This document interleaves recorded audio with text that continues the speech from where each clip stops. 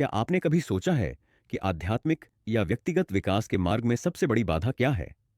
कंचन, कामिनी और कीर्ति, ये मोहक आकर्षण कैसे साधक को उसके लक्ष्य से भटका सकते हैं? आज की इस वीडियो में हम जानेंगे किस प्रकार कंचन, कामिनी और कीर्ति ने 3 शिष्यों की वर्षों की साधना को नष्ट कर दिया। इस वीडियो के अंत में एक ऐसा संदेश मिलेगा जो आपके जीवन को बदल देगा। एक समय की बात है। एक सिद्ध गुरु अपने 4 शिष्यों आनंद, सुहेल, मनोहर और विवेक के साथ एक शांत और दिव्य आश्रम में रहते थे। गुरु का ज्ञान और तपस्या दूर दूर तक प्रसिद्ध थी।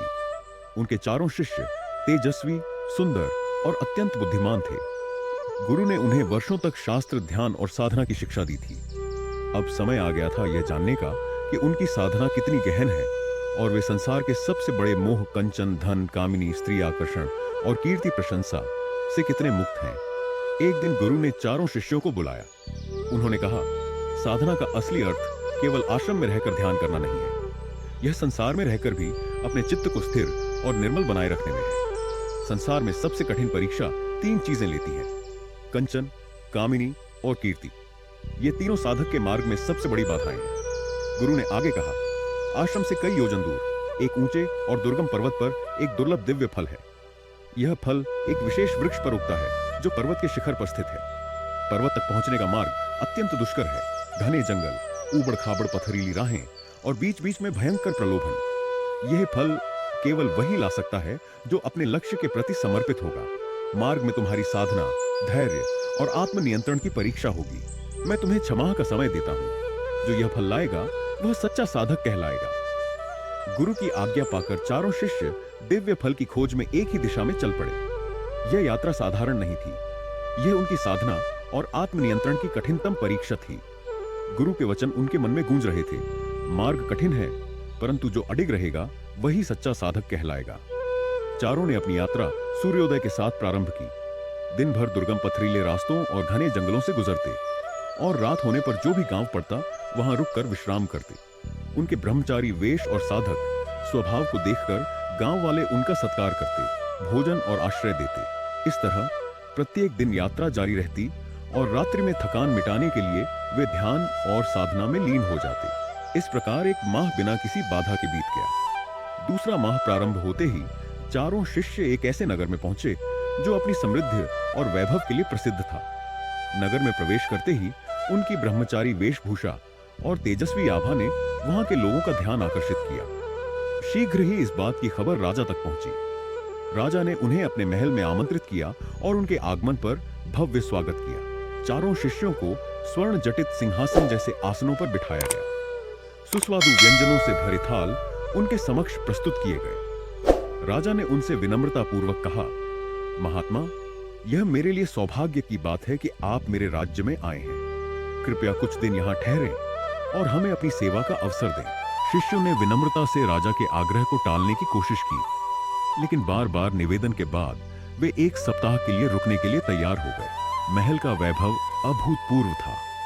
उन्हें अत्यंत नरम और आलीशान बिस्तर दिए गए जो उनकी साधारण जीवन शैली से बिल्कुल विपरीत थे। हर दिन स्वादिष्ट भोजन की थालियां परोसी जाती, जिनमें घी से बने पकवान, मीठे मिष्ठान और दुर्लभ फलों का स्वाद अद्वितीय था। सेवक हर समय उनकी सेवा के लिए तत्पर रहते। उनके लिए कीमती वस्त्र और आभूषण भी प्रस्तुत किए गए। प्रतिदिन राजा उन्हें स्वर्ण मुद्राएं भेंट करता। धीरे धीरे यह आराम और वैभव चारों शिष्यों के मन को मोहने लगा। पहले सप्ताह के अंत में उनमें से एक ने कहा, अब हमें यहां से चलना चाहिए। हमारा लक्ष्य इस विलासिता में नहीं बल्कि उस दिव्य फल की प्राप्ति में है। ये सुनते ही बाकी तीनों शिष्य सहमत हो गए। हालांकि उनके भीतर भी एक अनजानी खींच महसूस हो रही थी। इतने वैभव और सुविधाओं को छोड़ने का विचार सहज नहीं था। जब उन्होंने चलने की तैयारी की तो सुहेल ने कहा, मैं यहां से नहीं जा सकता। यह जीवन मुझे बहुत भाता है। ऐसा वैभव और सम्मान मैंने कभी अनुभव नहीं किया। मैं कुछ और दिन यहां रहना चाहता हूं। बाकी तीनों शिष्यों ने उसे समझाने की कोशिश की। उन्होंने कहा, यह सब मोह है। यह विलासिता हमारी साधना को नष्ट कर देगी। याद रखो, हमारा लक्ष्य साधना की परीक्षा है और यह धन संपत्ति केवल बाधा है। लेकिन चौथे शिष्य ने उनकी बात को अनसुना कर दिया। उसने कहा, तुम लोग जाओ, मैं कुछ दिन और यहां रहकर तुम्हारे पीछे आ जाऊंगा। तीनों शिष्यों ने उसे आखिरी बार समझाने का प्रयास किया, लेकिन उसने उनकी बात मानने से इनकार कर दिया। विवश होकर तीनों ने अपनी यात्रा जारी रखी, जबकि सोहेल महल के सुख और वैभव में डूब गया। उसके लिए वह नगर ही उसकी दुनिया बन गया और धीरे धीरे उसका ध्यान साधना से पूरी तरह भटक गया। यह पहला पड़ाव था जहां चारों में से एक शिष्य संसार के मोहपाश में बंधकर अपने मार्ग से विचलित हो गया। तीनों शिष्य अपने साथी को छोड़कर विदा हो गए और अपनी यात्रा जारी रखी। आगे का मार्ग पहले से अधिक कठिन था। कई बार उन्हें आश्रय मिल जाता तो कई बार खुले आसमान के नीचे रात गुजारनी पड़ती। भोजन के लिए जंगल से कंद मूल और फल पर ही निर्भर रहना पड़ता। यह कठिन स्थिति लगभग 2 सप्ताह तक चलती रही।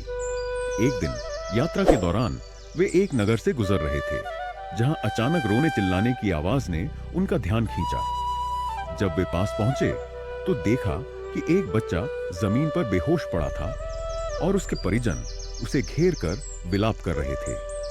पूछने पर पता चला कि उसे एक जहरीले सांप ने काट लिया था। तीनों शिष्य स्थिति को समझते ही सक्रिय हो गए। वे जानते थे कि कौन सी जड़ी बूटी इस विष का प्रभाव समाप्त कर सकती है। सबसे पहले उन्होंने वहां मौजूद लोगों को शांत किया और बच्चे के पास से हटने को कहा। फिर आनंद जंगल की ओर दौड़ा और जड़ी बूटी लेकर आया। उन्होंने जल्दी से उस जड़ी को पीसा और बच्चे के मुंह में डाल दिया। कुछ ही समय बाद बच्चा होश में आ गया और उठकर बैठ गया। यह देखकर सभी लोग चमत्कृत हो गए। बच्चे के परिजन खुशी और कृतज्ञता से भरकर तीनों शिष्यों के चरणों में गिर पड़े। यह घटना नगर में आग की तरह फैल गई। लोग उन्हें दिव्य संत मानने लगे और उनके दर्शन के लिए आने लगे। आसपास के गांवों तक यह बात पहुंच गई और दूर दूर से लोग उनके आशीर्वाद लेने और प्रवचन सुनने के लिए आने लगे। हालांकि सबसे अधिक ध्यान आनंद को मिलने लगा, जिसने जंगल से जड़ी बूटी लाकर बच्चे की जान बचाई थी। लोगों ने उसे चमत्कारी समझ लिया और दिन रात उसके पास भीड़ लगी रहती। उसकी प्रसिद्धि दिनों दिन बढ़ने लगी और उसे लोगों की प्रशंसा और आदर का मोह होने लगा। 1 माह बीत गया और अब यात्रा का तीसरा माह समाप्त होने वाला था। बाकी 2 शिष्यों ने उसे याद दिलाया कि उनका लक्ष्य अब भी दूर है और उन्हें अपनी यात्रा जारी रखनी चाहिए। लेकिन प्रसिद्धि और प्रशंसा के जाल में फंसे आनंद ने कहा, तुम लोग जाओ, मुझे यहाँ का जीवन बहुत अच्छा लगने लगा है। मैं कुछ दिन और यहाँ रहूंगा और फिर तुम्हारे पीछे आ जाऊंगा। उसकी बातें सुनकर बाकी दोनों शिष्यों ने एक बार फिर उसे समझाने का प्रयास किया, लेकिन वह अपने निर्णय पर अड़िग रहा। अंततः दोनों शिष्य उसे पीछे छोड़कर अपनी यात्रा पर आगे बढ़ गए। चौथा माह आरंभ हो चुका था। दोनों शिष्य अब तक की यात्रा और अपने बिछुड़े साथियों की बातें करते हुए आगे बढ़ रहे थे। एक ने कहा, 3 माह बीत चुके हैं, लेकिन हमारा लक्ष्य अभी भी अनदेखा है। पता नहीं यह यात्रा हमें कब मंजिल तक ले जाएगी। इसी बातचीत के दौरान वे एक घने जंगल से गुजर रहे थे जब उनकी नजर एक सुंदर नव युवती पर पड़ी, जो अकेली बैठी रो रही थी। वे तुरंत उसके पास पहुंचे और रोने का कारण पूछा। युवती ने रुंधे गले से कहा, मैं अपने बीमार पिता के लिए जड़ी बूटी लेने आई थी, लेकिन अब रास्ता भटक गई हूं। रात होने वाली है और मुझे डर लग रहा है। मनोहर ने सहानुभूति से कहा, तुम चिंता मत करो, हम तुम्हें सुरक्षित तुम्हारे घर तक पहुंचा देंगे। दोनों शिष्य उसे साथ लेकर जंगल से बाहर निकलने का रास्ता खोजने लगे। मनोहर युवती से उसके परिवार, गांव और पिता की बीमारी के बारे में बात करता रहा, जबकि विवेक शांत रहा। उसके मन में गुरु की दी हुई आज्ञा और लक्ष्य की चिंता थी। कई घंटे भटकने के बाद रात के अंधकार में आखिरकार युवती का गांव दिखा। जैसे ही वे उसे घर छोड़ने लगे, उसने आग्रह किया, आप लोग भीतर आइए, मेरे परिवार से मिलिए। मनोहर अब तक युवती की ओर आकर्षित हो चुका था। उसके आग्रह को मानकर दोनों भीतर चले गए। वहां युवती ने अपने परिजनों को सारा हाल सुनाया और दोनों शिष्यों का परिचय कराया। परिवार ने उनकी सहायता के लिए आभार प्रकट किया और आग्रह किया कि वे कुछ दिन उनके साथ ठहरे। मनोहर तो पहले ही वहां रुकने के लिए इच्छुक था, लेकिन विवेक झेक रहा था। उसे गुरु की आज्ञा और उनके लक्ष्य की याद आ रही थी, परंतु मनोहर के जोर देने पर उसने अनमने मन से रुकने का निर्णय लिया। अगले कुछ दिन मनोहर युवती के साथ समय बिताने लगा। उसकी मुस्कान, उसका स्वभाव और उसकी बातों ने उसे धीरे धीरे मोहपाश में बांध लिया। विवेक, जो इस मोह से दूर रहने की कोशिश कर रहा था, अपने साथी को लगातार याद दिलाता रहा, हम यहां ठहरने के लिए नहीं आए हैं, हमारा लक्ष्य अभी अधूरा है। लेकिन मनोहर अब युवती के प्रेम में इतना डूब चुका था कि उसकी बातों पर ध्यान नहीं दे रहा था। इस तरह 10 दिन बीत गए। विवेक का धैर्य अब जवाब देने लगा। उसने अपने साथी से कहा, हमने यहां पर्याप्त समय बर्बाद कर दिया है, अब हमें अपनी यात्रा पर निकलना चाहिए। लेकिन मनोहर ने स्पष्ट शब्दों में कहा, मैं अब यहां से नहीं जाऊंगा। इस युवती के बिना मैं आगे नहीं बढ़ सकता। तुम जाना चाहते हो तो अकेले जाओ। विवेक निराश और दुखी होकर अकेला ही अपनी यात्रा पर आगे बढ़ गया, जबकि मनोहर प्रेम के बंधन में बंधकर वहीं रह गया। विवेक अब अकेला ही अपनी यात्रा पर आगे बढ़ चला। उसका मन भारी था, लेकिन उसका संकल्प अडिग। चलते चलते वह अपने तीनों साथियों को याद करता रहा और सोचने लगा, कैसे वे कंचन, धन संपत्ति, कीर्ति, प्रसिद्धि और कामिनी स्त्री आकर्षण के जाल में फंसकर अपने मार्ग से भटक गए। यह विचार उसे और अधिक सतर्क और दृढ़ बना रहा था। उसने गुरु के वचनों को स्मरण किया, सत्य साधक वही है जो हर मोह, हर प्रलोभन को पीछे छोड़ते हुए अपने लक्ष्य की ओर बढ़ता जाए। यात्रा अब कठिनतम हो चुकी थी। दुर्गम रास्ते, गहरी खाइयां और घने जंगल उसकी परीक्षा ले रहे थे, लेकिन उसका धैर्य और आत्मबल उसे आगे बढ़ने की शक्ति देते रहे। उसने अपने मन को हर परिस्थिति में शांत रखा और गुरु की शिक्षा पर विश्वास बनाए रखा। हर कठिनाई को उसने अपनी साधना और दृढ़ इच्छा शक्ति के बल पर पार किया। इस तरह 5वां माह समाप्त होते होते वह अपने लक्ष्य तक पहुंच गया। दूर पहाड़ की चोटी पर उसे वह दिव्य फल दिखाई दिया जो केवल सच्चे साधक को प्राप्त हो सकता था। फल को देखकर उसके मन में गहरी कृतज्ञता का भाव जागा। उसने उसे बड़े आदर और श्रद्धा के साथ प्राप्त किया और अपनी यात्रा के अंतिम चरण के लिए लौट पड़ा। 6ठे माह में वह गुरु के आश्रम वापस पहुंचा। गुरु ने उसे देखकर संतोष और प्रसन्नता से कहा, तुम्हारा लौटना ही यह प्रमाणित करता है कि तुमने मेरी शिक्षा को आत्मसात किया है। शिष्य ने दिव्य फल गुरु के चरणों में अर्पित कर दिया। गुरु ने फल को उठाया और कहा, यह केवल एक साधारण फल नहीं, बल्कि यह सच्ची साधना, धैर्य और आत्मनियंत्रण का प्रतीक है।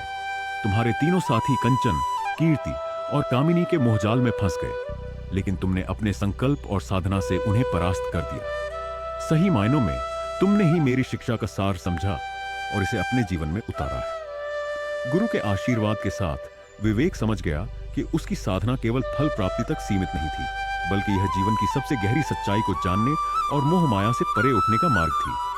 भक्तों, यह कथा हमें सिखाती है कि जीवन में कंचन, कामिनी और कीर्ति जैसे प्रलोभन हमारे मार्ग की सबसे बड़ी बाधाएं हैं। साधना का सच्चा अर्थ केवल तपस्या में नहीं, बल्कि अपने मन को इन मोहों से मुक्त करना है। धन, प्रसिद्धि और आकर्षण ये सब क्षणिक है, लेकिन आत्मसंयम, धैर्य और लक्ष्य के प्रति अडिगता हमें सच्चे आनंद और शांति तक ले जाती है। यदि हमारा संकल्प दृढ़ हो और मन गुरु के वचनों में स्थिर रहे, तो कोई भी बाधा हमें हमारे परम लक्ष्य तक पहुंचने से नहीं रोक सकती।